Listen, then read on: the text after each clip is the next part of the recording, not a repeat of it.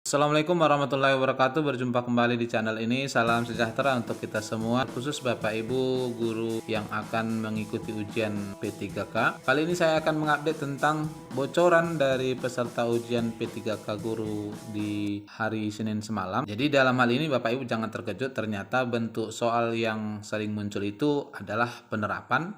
Dan di sini kita akan upayakan ya membahas soal-soal yang sering muncul untuk memaksimalkan kesempatan satu agar lulus passing grade, sehingga bila Bapak Ibu sendiri yang melamar di Formasi itu dapat diangkat untuk menjadi P3K di tahun ini. Sebelumnya kita lihat dulu ini beberapa masukan dari rekan-rekan kita. Ini yang pertama, baru saja selesai tes P3K tahap 1. Soal yang lain passing grade tapi teknisnya enggak. Ya, inilah menjadi kendala Bapak Ibu sekalian. Jadi jangan terlena. Kalau dari hasil ujian semalam, maka secara umum untuk manajerial sosial kultural dan wawancara, karena memang Bapak Ibu guru masih fresh baru ujian, rata lulus. Namun di teknisnya kebanyakan tidak mencapai passing grade.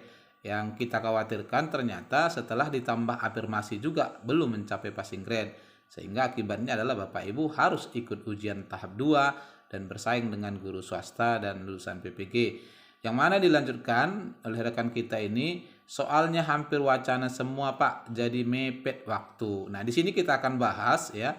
Ini kuncinya bagaimana cara menjawab cepat. Jadi kita akan ambil kata-kata kunci dalam hal menjawab soal-soal ini nanti. Lalu kiriman rekan kita yang lain, soalnya mantap Min. Tiap soal panjangnya dari Sabang sampai Merauke. Nah, ini ya pernyataan yang menunjukkan bahwa betul kalau kita tidak ambil kata kuncinya maka akan habis waktu. Habis waktu untuk membacanya ya. Ini kompetensi teknis saya hanya 225, saya 35 plus, wawancara 39, manajer sosial kultural 178 ya. Ini kalau guru kelas ini tidak akan lulus karena hanya akan ditambah 75 poin ya. Lalu yang berikut masukan juga Bapak Ibu sekalian, ini terkait dengan profesional ya. Hari ini ada rekan kita jurusan fisika yang ikut ujian P3K tahap 1 ini.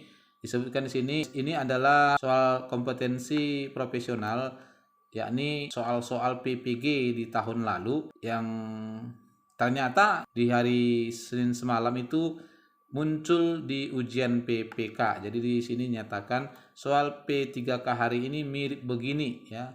Jadi ini adalah tipe soal, tipe penalaran Bapak Ibu sekalian.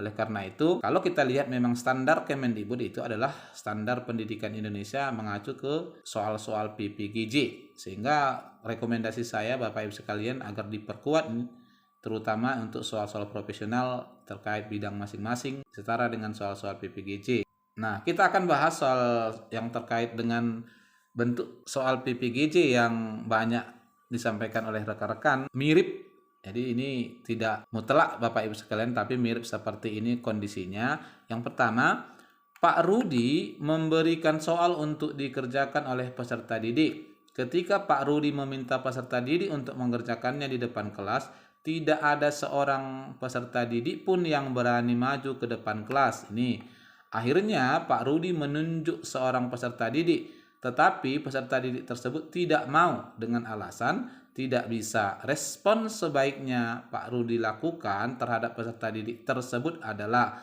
nah kalau kita lihat ini makna peserta didik tersebut ada dua.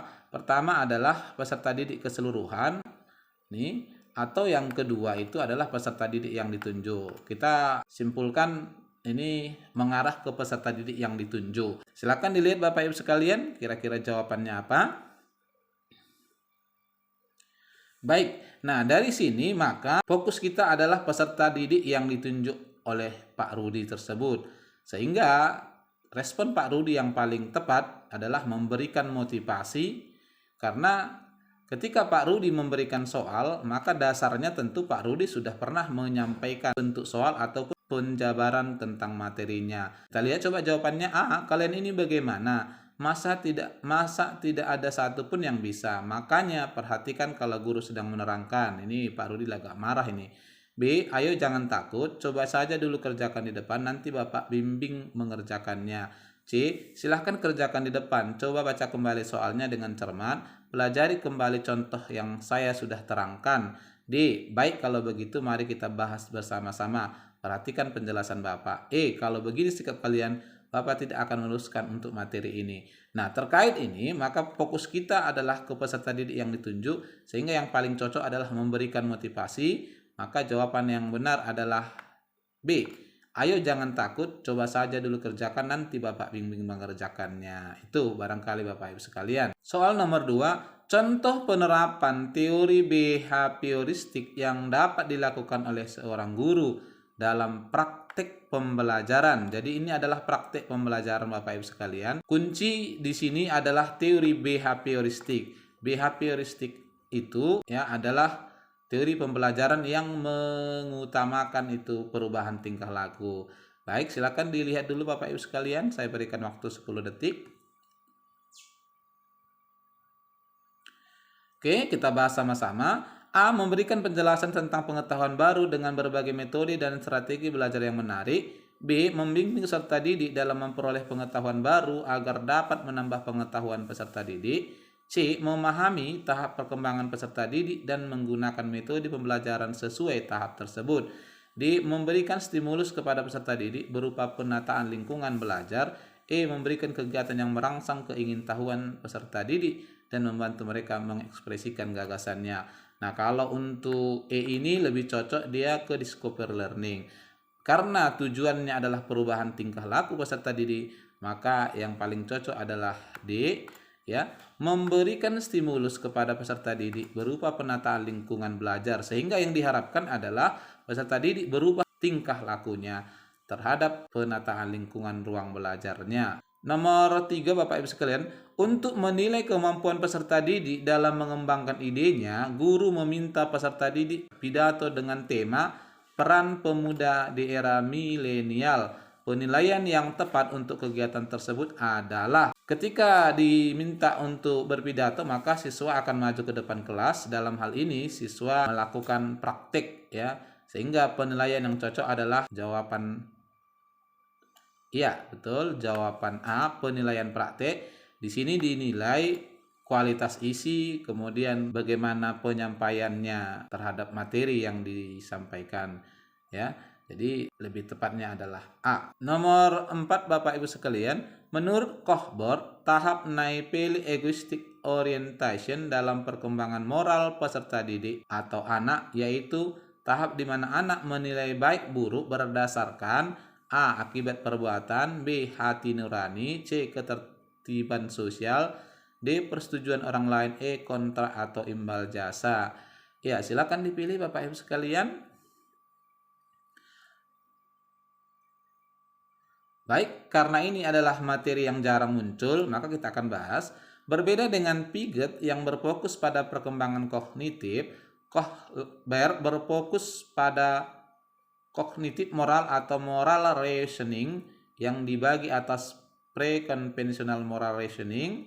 Ini meliputi obedience dan punishment orientation. Kemudian Naipeli egoistic orientation. Jadi di tahap ini Bapak Ibu sekalian. Kemudian conventional moral reasoning ya meliputi good boy orientation dan authority and social order maintenance, serta post conventional moral reasoning atau contractual legality, ini untuk tahap perkembangan sudah remaja ya, dan conscience or principle orientation. Sehingga dalam hal ini Naipeli egoistic orientation adalah sikap yang mana kebenaran bergantung pada ego atau keinginan sendiri. Oleh karena itu yang paling tepat adalah B, hati nurani. Dalam hal ini anak-anak hati nuraninya adalah keinginan sendiri. Yang berikut Bapak Ibu sekalian, kegiatan pembelajaran dilaksanakan dengan memberikan kasus problematik. Ini kata kuncinya yang harus diselesaikan dengan tepat dan benar oleh peserta didik. Model pembelajaran yang dapat dilakukan adalah A. Penerapan matematika untuk memecahkan masalah secara berkelompok. B. Penerapan operasi matematika secara benar dan tepat pada setiap kasus yang diberikan. C. Penemuan sendiri oleh kelompok siswa atas problem yang diberikan untuk diselesaikan. D. Problem based learning dengan kasus khusus yang menggunakan operasi matematika. D. E. Uji coba pemecahan masalah menggunakan berbagai rumus matematika yang selalu digunakan. Nah, di sini ada kata berbagai, jelas salah karena tadi diminta tepat dan benar. Ini adalah pembelajaran kasus problematik, sehingga yang paling cocok di sini adalah baik. Kita akan jawab sama-sama. Terkait dengan kasus problematik ini, maka karena katanya diselesaikan dengan tepat dan benar, yang paling cocok itu adalah jawaban D, problem based learning dengan kasus khusus yang menggunakan operasi matematika. Jadi tertentu Bapak Ibu sekalian materi atau konsepnya, ya, agar nantinya jawaban yang diberikan itu memang mengarah ke tepat dan benar. Nomor berikutnya, perhatikan hal berikut, ini juga termasuk yang baru ya, belajar Habermas. 1. Belajar teknis, 2. Belajar praktis, 3. Belajar aktif, 4. Belajar emansipatoris, 5. Belajar konsep, 6. Belajar keseimbangan, 7. Belajar terpadu. Yang merupakan tipe belajar menurut Habermas ditunjukkan dengan nomor A1456, B1234, C2345, D1235, E1345. Oke, silakan dipilih Bapak Ibu. Baik, karena teori Habermas ini jarang dimunculkan, kita coba bahas sedikit. Menurut Habermas, belajar sangat dipengaruhi oleh interaksi, baik lingkungan ataupun sesama. Dalam hal ini, Habermas membagi tipe belajar menjadi 3, yakni technical learning. Dalam hal ini, peserta didik belajar berinteraksi dengan alam sekitarnya. Lalu, practical learning, belajar praktis adalah bagaimana orang berinteraksi dengan lingkungan sosialnya, dengan orang sekelilingnya dengan baik. Lalu yang terakhir, emancipatory learning, yakni belajar emansipatoris adalah upaya seseorang mencapai suatu pemahaman dan kesadaran tinggi akan terjadinya perubahan atau transformasi budaya dalam lingkungan sosialnya. Sehingga yang paling cocok di sini adalah jawaban A, ya. Technical learning, kemudian belajar emansipatoris, lalu keseimbangan dan belajar konsep. Yang berikut Bapak Ibu sekalian, contoh kegiatan pada salah satu sintak problem based learning dalam mengorganisir peserta didik untuk belajar adalah, kata kuncinya di sini adalah based learning, mengorganisir. A. Kelompok peserta didik melakukan diskusi untuk menghasilkan solusi pemecahan masalah. B. Peserta didik belajar mandiri dalam memecahkan masalah dan menjelaskan gagasannya di depan kelas. C. Kelompok peserta didik mengamati dan memahami masalah yang disampaikan guru atau yang diperoleh dari bahan bacaan. D. Peserta didik berdiskusi dan membagi tugas untuk mencari data, bahan, alat yang diperlukan untuk memecahkan masalah. E. Peserta didik melakukan penyelidikan, mencari data, referensi, sumber untuk bahan diskusi. Oke, terkait ini silakan dipilih Bapak Ibu sekalian.